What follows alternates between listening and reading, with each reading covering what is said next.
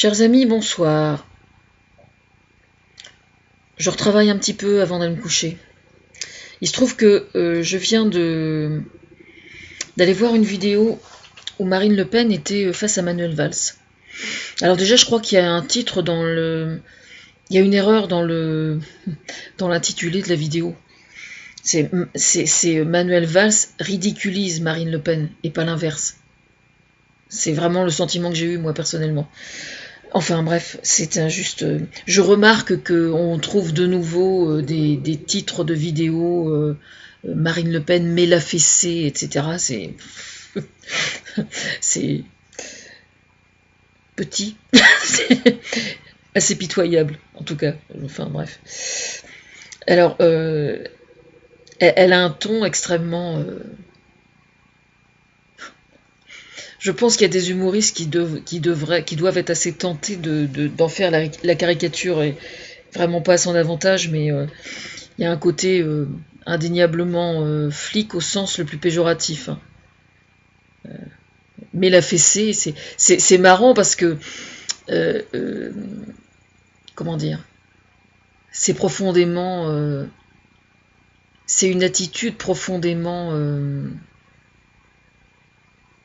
méprisante et donneuse de leçons, quoi. Alors attendez, parce qu'elle énumère, alors ceux qui entrent donc sur le territoire français, qu'est-ce que vous allez leur donner comme travail, où est-ce que vous allez les loger, etc., etc. C'est-à-dire qu'en fait, elle accuse Manuel Valls de ne pas avoir la solution, mais c'est-à-dire qu'elle n'a elle-même rigoureusement aucune solution. Si ce n'est, prétend-elle, fermer les frontières, chose qui, premièrement, est complètement illusoire, infaisable, et de toute façon, ne résout absolument rien. Parce que, contrairement à ce que dit Marine Le Pen, le destin de la France ne peut en aucune manière être envisagé autrement qu'en qu'en ayant une très grande considération pour les pays qui sont autour de nous, c'est-à-dire le reste de l'Europe. Je parle là de respect des autres pays. C'est des notions qui sont étrangères à Marine Le Pen. Ça, elle est pas capable de raisonner sous cet angle-là, c'est pas possible, quoi. Voilà. Moi, en fait, ce qui me choque vraiment, enfin là, c'est vraiment flagrant hein, sur cette vidéo-là. Ce qui me choque vraiment, c'est que elle parle de l'immigration. Alors, elle essaie de noyer le poisson, en fait, par tout un tas de chiffres. Hein. C'est-à-dire que le seul truc qui l'importe, en fait, c'est de mettre en défaut son interlocuteur par l'intermédiaire de chiffres. Voilà, voilà. Mais vous avez pas, mais non, mais c'est pas ça. Enfin, vous voyez, c'est comme ça pendant les 10 minutes, quoi, quasiment. Bon, et ce qui me choque vraiment, quoi, c'est que c'est comment dire, c'est toujours le seul et unique argument, c'est-à-dire que tous les problèmes qu'il y a dans la société française n'est dû que à l'immigration. Il n'y a rien d'autre pour elle qui compte, et c'est son seul et unique discours.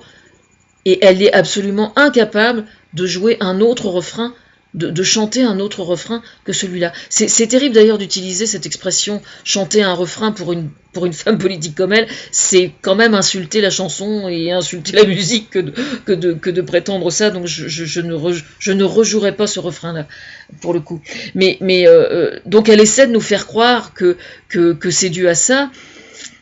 Alors que quand on lui dit, vous savez, il y a plein de travaux en France qui pourraient pas, que des Français refuseraient de faire, évidemment, elle dit, ah, évidemment, le français est feignant, etc. Non, le français n'est pas feignant. Non, le français n'est pas feignant. Moi, je connais des tas de Français de souche, entre guillemets, qui font des travaux qui sont ingrats. Mais c'est vrai, c'est pas la peine de le nier. On sait tous très bien qu'il y a énormément de travaux en France qui ne trouvent pas preneur parce que ce sont des travaux qui sont plus difficiles que d'autres et que donc il y a des Français qui refusent de le faire. Ça n'est pas être méprisant que de dire ça, c'est comme ça. Moi j'ai une de mes filles qui pendant un été a accepté d'être dame pipi à la gare Saint-Lazare il y a des années de ça, et puis j'ai une autre fille qui m'a dit ah ben non, moi je ferais pas ça. Voilà. Bon, moi c'est pareil, il y a des boulots pas intéressants que je ne ferai pas parce que j'aurais pas envie de les faire. Voilà, je le reconnais. Hein. Il y a des gens qui ont l'honnêteté de le reconnaître ou pas. Est-ce que Marine Le Pen a déjà fait ce genre de travail? Est-ce qu'elle a déjà fait la plonge dans un restaurant sans être déclarée, hein, et savoir pas savoir si elle va être payée à la fin du mois? Non, elle a jamais fait ça. Parce qu'elle est née avec une louche en argent dans la bouche, hein, Marine Le Pen. Elle ne sait pas ce que c'est que les travaux modestes. Elle ne sait pas. La France d'en bas, elle ne la connaît absolument pas. Moi, je la connais. Bon, ça c'est une chose. Ce que je trouve, alors en plus j'aime bien parce que Manuel Valls lui dit si vous êtes honnête, parce qu'il lui explique quand même qu'elle n'a pas la solution et si vous êtes honnête, mais elle n'est pas honnête.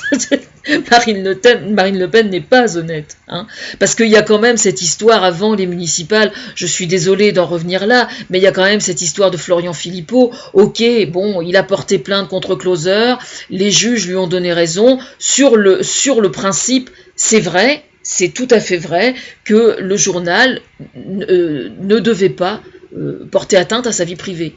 Il n'empêche quand même que les têtes du Front National ont quand même stratégiquement choisi de ne pas révéler cette homosexualité avant les municipales, dans le seul et unique but de faire voter, que les gens votent bien Le Pen et que la partie des gens qui soutiennent le Front National, qui sont homophobes, n'y voient que du feu et votent effectivement. Donc non, Marine Le Pen n'est pas honnête. On sait bien qu'elle est malhonnête. Elle est profondément malhonnête. Donc c'est assez amusant que Manuel Valls lui ait dit ça, effectivement. Enfin voilà, donc son problème de vase communicant. Bon alors, attendez, parce que là, évidemment, la personne qui a fait la vidéo voulait évidemment cracher sur Manuel Valls. Alors après, donc discrètement, il met dans la vidéo un extrait de Manuel Valls qui parle de la relation qu'il a avec Israël.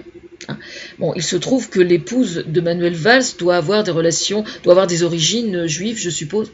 Moi, personnellement, ça ne me pose aucun problème, hein. Je veux dire, Manuel Valls est libre de penser ce qu'il veut du conflit israélo-palestinien. C'est complètement ridicule, hein. Moi, personnellement, je suis pro-palestinienne, ça ne m'empêche absolument pas d'avoir entièrement confiance en Manuel Valls, hein. Et c'est pas parce que sa femme est juive que moi ça va changer ma façon de voir les choses. Moi je connais il y a des tas de gens qui sont israéliens aujourd'hui et qui sont contre leur gouvernement, contre la politique de colonisation. C'est complètement ridicule ça. C'est vraiment, là vous voyez, ça c'est vraiment de la diffamation, c'est vraiment des méthodes des méthodes de merde quoi. C'est vraiment. Alors là c'est pas Marine Le Pen dont je parle de celui qui a fait la vidéo. Hein, qui bien évidemment est planqué derrière un pseudo, comme d'habitude, parce que ce sont les méthodes des Le Pen, tous les gens qui votent à l'extrême droite ne fonctionnent que par pseudo interposé. Moi, ça fait quand même 5 ans que je sévis sur Internet, il ne m'est quasiment, enfin, à part les premières années où j'avais un pseudo qui était Salpiglossis ou Salbi, mais toujours c'est mon prénom et mon nom véritable, hein. Quelqu'un qui me cherche sur Internet, il n'a aucun mal à me trouver. Je suis jamais caché derrière un pseudo, moi, contrairement à d'autres, hein.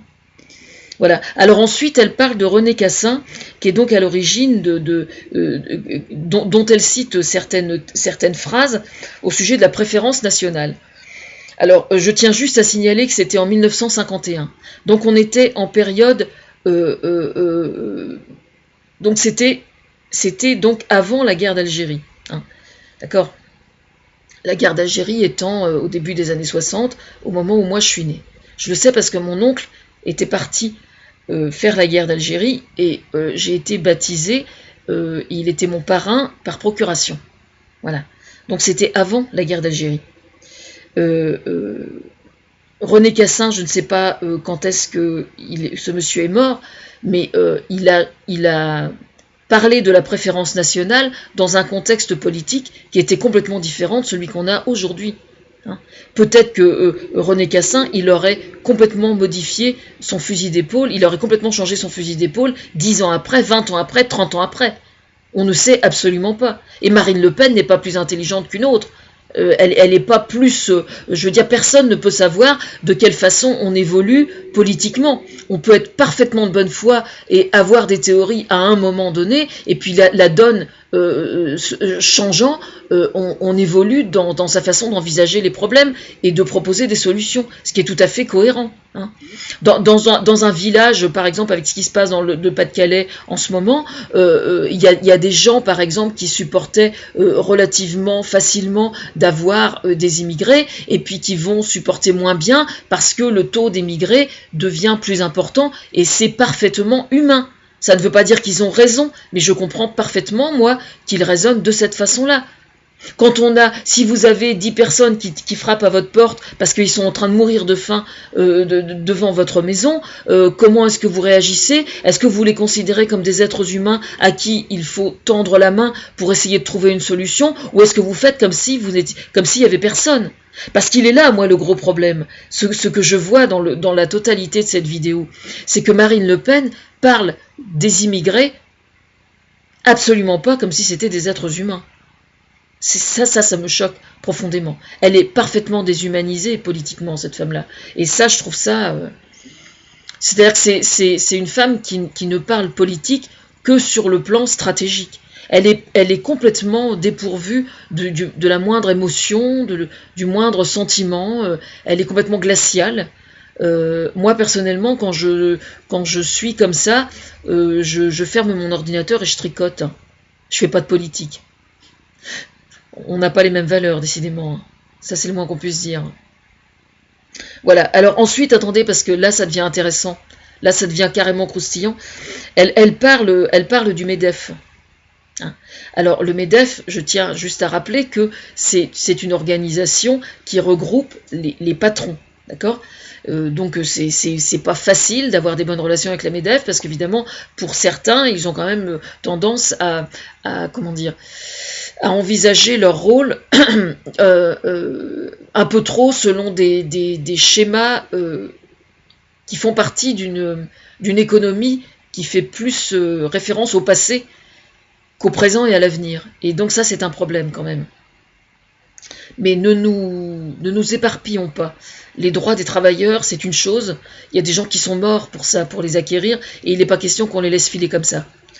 Mais là où ça devient particulièrement intéressant, c'est que justement, pour défendre les travailleurs français, il est absolument indispensable de prendre en considération l'Europe dans son ensemble, parce que c'est précisément en s'appuyant sur l'Europe qu'on est en droit de demander aux autres pays d'Europe de rehausser leur SMIG. Je tiens juste à préciser que s'il y a un SMIG en Allemagne qui va être mis en route, là, je crois à partir du 1er janvier, c'est grâce à moi, parce que c'est moi qui ai fait pression sur Angela Merkel à plusieurs reprises pour que justement elle fasse preuve d'un peu plus de bonne volonté pour essayer d'aller vers une harmonisation des salaires des pays les uns par rapport aux autres.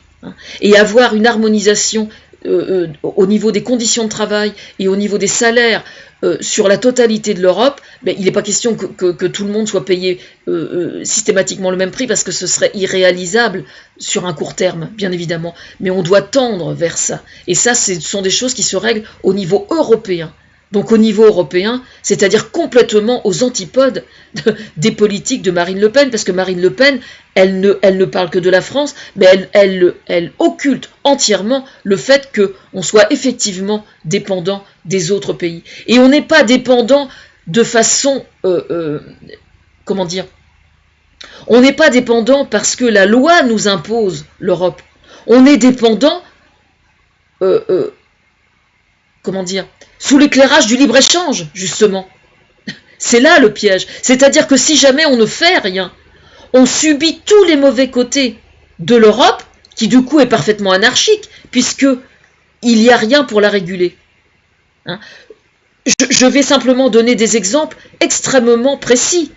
Si vous prenez aujourd'hui l'agriculture, vous vous retrouvez avec des producteurs français qui se retrouvent confrontés à une agriculture intensive qui vient du sud de la France ou de la Grèce, où les prix sont entièrement cassés parce que la main-d'œuvre est extrêmement mal payée. Alors j'aimerais savoir comment Marine Le Pen compte résoudre ce problème d'inégalité des salaires entre la France et les autres pays d'Europe. Elle qui est si maline. Elle n'a rien, elle n'a aucune solution. Parce que sa seule et unique solution, ça consiste à faire porter le chapeau aux immigrés. Voilà. Elle n'a rien d'autre. Elle n'a rien d'autre. Aucune solution. À part une grande gueule. C'est vrai. Moi aussi. Seulement moi, il y a une toute petite nuance. C'est que moi, je ne le fais pas pour l'argent. Contrairement à elle. Alors en plus, attendez, violer les lois de la République. Ces gens-là violent la loi de la République. Et oui, figurez-vous que ces gens-là ont la prétention, non mais tenez-vous bien, ils ont la prétention de respirer, ils ont la prétention de manger, ils ont la prétention de vivre dans des endroits où ils ne meurent pas de froid. C'est incroyable, ce sont des êtres humains qui ont la prétention de souffrir le moins possible et de ne pas crever. Voilà, bah oui, effectivement, oui, ils violent la loi de la République. Est-ce que Marine Le Pen s'est imaginé une seule fois ce que peut ressentir un jeune homme qui a 20 ans, qui est sur une coquille de noix, sur la Méditerranée, et qui a une chance sur deux d'y laisser sa peau? Est-ce qu'un jour dans sa vie, elle a imaginé ce que pouvaient ressentir ces gens-là? Je suis complètement sidérée de voir une femme à la tête d'un parti qui soit aussi déshumanisée que ça, et aussi stupide. Et incompétente, vraiment incompétente. En plus, bon, violer les lois de la République, moi je considère que violer, c'est un mot qu'on doit manier avec précaution, hein, franchement. Hein. Franchement, hein, par les temps qui courent, je ne saurais trop lui conseiller de faire attention quand même au vocabulaire qu'elle emploie. Je trouve que c'est profondément méprisant d'utiliser une telle expression, parler des immigrés qui arrivent du sud de l'Europe pour ne pas crever de faim, hein, et les accuser de violer la loi de la République. Bon, attendez, faut être sérieux quand même, hein. Faut être sérieux. C'est hallucinant, quoi.